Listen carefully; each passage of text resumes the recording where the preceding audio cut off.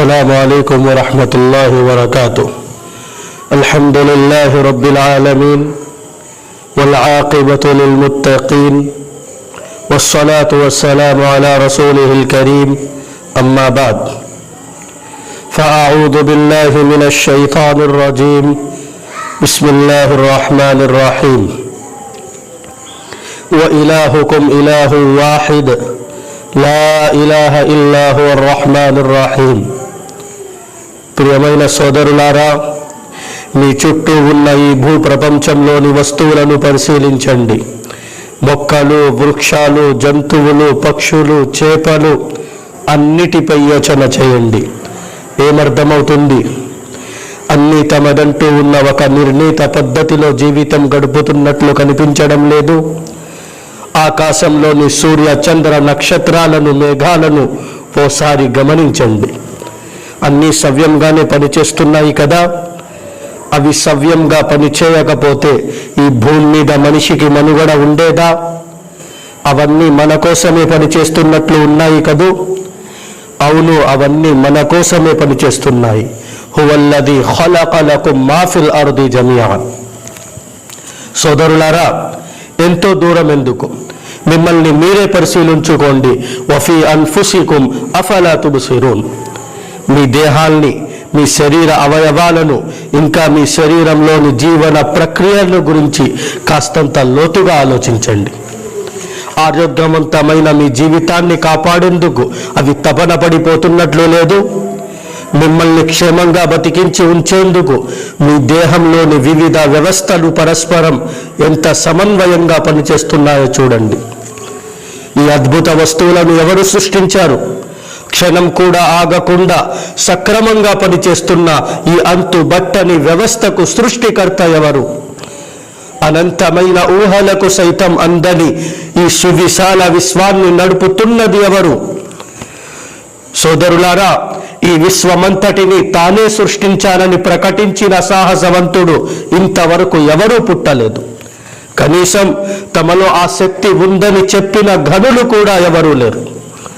ఈ విశ్వమంతటిని సృష్టించినది, ఇంకా దీనిని నడిపిస్తున్నది ఒకే ఒక్కరు అని మాత్రం మానవ జ్ఞానానికి అర్థమవుతుంది. కారణం, ఇందులో ఒకరి కంటే ఎక్కువ మందికి భాగస్వామ్యం ఉన్నట్లయితే ఈ ఆకాశాల్లో, ఈ భూ ప్రపంచంలో ఒక రకమైన గందరగోళం గజిబిజి నెలకొని ఉండేది. లౌ కాన ఫీహిమా ఆలిహతున్ ఇల్లల్లాహు లఫసదత. సోదరులారా, ఆ ఒక్కరు ఎవరో కాదు, ఆయనే అల్లాహ్, ఒకే ఒక్క నిజ ఆరాధ్య దేవుడు. వ ఇలాహుకుం ఇలాహు వాహిద్ లా ఇలాహ ఇల్లా హువర్ రహమానుర్ రహీం. మరి అలాంటప్పుడు దేవుడు అసలు లేడని కానీ, అనేక దేవుళ్ళు ఉన్నారని కానీ అనడానికి ఎక్కడ వీలుంది? దేవుడు ఉన్నాడు, ఆయనే ఒకే ఒక్కడు, ఆయన పేరే అల్లాహ్.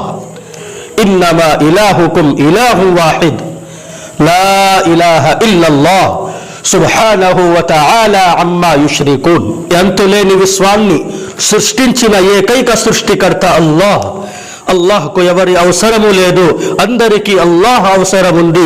అల్లాహ్ ఎవరిపైన ఆధారపడిన వాడు కాడు, అందరూ అల్లాహ్ పైనే ఆధారపడి ఉన్నారు. అల్లాహ్ అందరికన్నా వేరైన వాడు. అల్లాహ్కు సంతానము లేదు, అల్లాహ్కు తల్లి తండ్రుల సైతం లేరు. అల్లాహ్కు ఎవరి అవసరము లేదు. అల్లాహ్ ఎవరిని కూడా కుమారులుగా గాని కుమార్తెలుగా గాని చేసుకోలేదు. అల్లాహ్ ఉనికిలో గాని, అల్లాహ్ గుణాలలో గాని, అల్లాహ్ అధికారాలలో గాని అల్లాహ్కు భాగస్వాములు ఎవరు లేరు. అల్లాహ్కు సరిజోడి కూడా ఎవరు లేరు. అల్లాహ్ లాంటిది సృష్టిలో ఏదీ లేదు. లైసా కమిత్లిహి షై. సోదరులారా, అల్లాహ్ తాలా ఖురాన్లో ఈ విధంగా సంబోధించెను. ఖుల్ హువల్లాహు అహద్. ప్రవక్త సల్లల్లాహు అలైహి వసల్లం, మీరు చెప్పండి, అల్లాహ్ అద్వితీయుడు, అల్లాహ్ ఒక్కడే, అల్లాహ్ నిరపేక్షాపరుడు, అల్లాహు సమద్, ఎవరి ఆధారము అక్కరలేనివాడు, అందరూ అల్లాహ్పై ఆధారపడేవారే. లం యలిద్ వలం యూలద్. అల్లాహ్కు సంతానం ఎవరు లేరు, మరియు అల్లాహ్ ఎవరి సంతానము కాదు. వలం యకుల్ లహు కుఫువన్ అహద్. అల్లాహ్కు సరి సమానులు ఎవరు లేరు. సోదరులారా, హజరత్ ముఆజ్ బిన్ జబల్ రదియల్లాహు అన్ గారు ఈ విధంగా ఉల్లేఖించెను. ప్రవక్త సల్లల్లాహు అలైహి వసల్లం ఈ విధముగా పలికెను, ఓ ముఆజ్, అల్లాహ్ యొక్క హక్కు దాసులపై మరియు దాసుల హక్కు అల్లాహ్పై ఏమిటో తెలుసా? జవాబుగా నేను అల్లాహ్ మరియు ఆయన ప్రవక్త సల్లల్లాహు అలైహి వసల్లంకే బాగా తెలుసును అని పలికితిని. అప్పుడు ప్రవక్త సల్లల్లాహు అలైహి వసల్లం ఈ విధంగా తెలిపెను, అల్లాహ్ హక్కు దాసులపై ఏమిటంటే వారు ఒక అల్లాహ్ని ఆరాధించాలి మరియు అల్లాహ్కు సాటిని గాని లేదా భాగస్వాములను గాని సృష్టించకూడదు. మరియు దాసుల హక్కు అల్లాహ్పై ఏమిటంటే ఏ దాసులైతే అల్లాహ్కు సాటిని గాని భాగస్వామిని గాని సృష్టించరో వారిని అల్లాహ్ శిక్షించకూడదు. నేను ఈ శుభవార్తను ప్రజలకు అందజేయనా అని నేను అడిగాను. అందుకు ప్రవక్త సల్లల్లాహు అలైహి వసల్లం అన్నారు, వద్దు, వారు దీనినే నమ్ముకొని కూర్చుండిపోగలరు. సోదరులారా, అల్లాహ్ మనందరికీ సవ్యంగా ఆలోచించి సక్రమంగా అర్థం చేసుకునే మంచి బుద్ధిని ప్రసాదించాడు.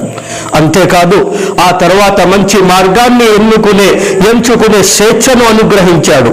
తన ప్రవక్తలను పంపించి మానవులకు సన్మార్గం అందించాడు. ఈ ప్రవక్తల పరంపర అంతిమ దైవ ప్రవక్త ముహమ్మద్ సల్లల్లాహు అలైహి వసల్లంతో ముగిసింది. మనుషులకు సత్యం బోధపరచడానికి ఆకాశ గ్రంథాలను కూడా అల్లాహ్ అవతరింపజేశాడు. చిట్ట చివరగా వచ్చిన దివ్య ఖురాన్తో ఆ గ్రంథావతరణ అనుగ్రహం కూడా పూర్తయింది. ఇక మన ముందు రెండు మార్గాలు ఉన్నాయి. ఒకటి, ఇహ పరలోకాల్లో సంతోషాన్ని సాఫల్యాన్ని సాధించడం, అది ఇస్లాం ద్వారానే సాధ్యమవుతుంది. రెండవది, ఇహలోకంలో మనోవాంఛల వెంటపడి అవసరాలు కోరికలు తీరనందుకు ఈ లోకంలో అసంతృప్తితో దుఃఖందాయక జీవితం గడపడం, పరలోకంలో శాశ్వత నరక శిక్షలకు గురవటం. నిర్ణయం మన చేతుల్లోనే ఉంది, దేన్ని ఎంచుకుందాం? అల్లాహ్ తాలా మనందరికీ మంచి మార్గం, తిన్నటి మార్గం చూపించుగాక. అల్లాహుమ్మా హ్దినా సిరాతల్ ముస్తఖీమ్. ఆమీన్. వ ఆఖిరు దఅవానా అనిల్ హమ్దులిల్లాహి రబ్బిల్ ఆలమీన్. సోదరులారా, ఇంకా ఇలాంటి బయాన్లు వినడానికి మరియు మరెన్నో విషయాలు ఇస్లాం గురించి తెలుసుకోవడానికి ఈ ఛానల్ని సబ్స్క్రైబ్ చేసుకోండి. లైక్, షేర్, కామెంట్ చేయడం మర్చిపోకండి.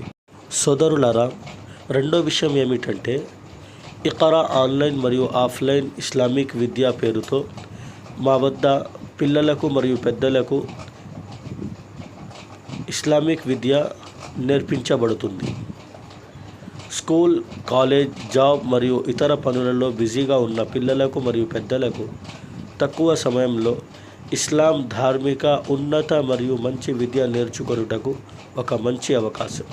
మా కోర్సులు అరబీ నూరానీ ఖాయిదా, నాజిరా ఖురాన్, హాఫిజ్ ఖురాన్, ఉర్దూ చదవడం రాయడం, ఉర్దూ మరియు అరబీ మాట్లాడడం, కలిమాలు మరియు విశ్వాసాలు, నమాజ్ మరియు సూరాలు, హదీసులు మరియు దువాలు, తర్బియతీ కోర్స్ 3 సంవత్సరాలు, ఆలిమా కోర్స్ కూడా మా దగ్గర ఉంది. మీలో ఎవరైనా చదువుకోవాలి అనుకుంటే, నేర్చుకోవాలి అనుకుంటే, లేదా మీ పిల్లలని నేర్పించాలి అనుకుంటే స్క్రీన్ మీద ఒక నెంబర్ ఇచ్చాము, దాని ద్వారా వాట్సాప్లో కాంటాక్ట్ చేయండి. జజాకుముల్లాహు ఖైరన్ వ అహ్సనల్ జజా. అస్సలాము అలైకుం వరహ్మతుల్లాహి వబరకాతుహు.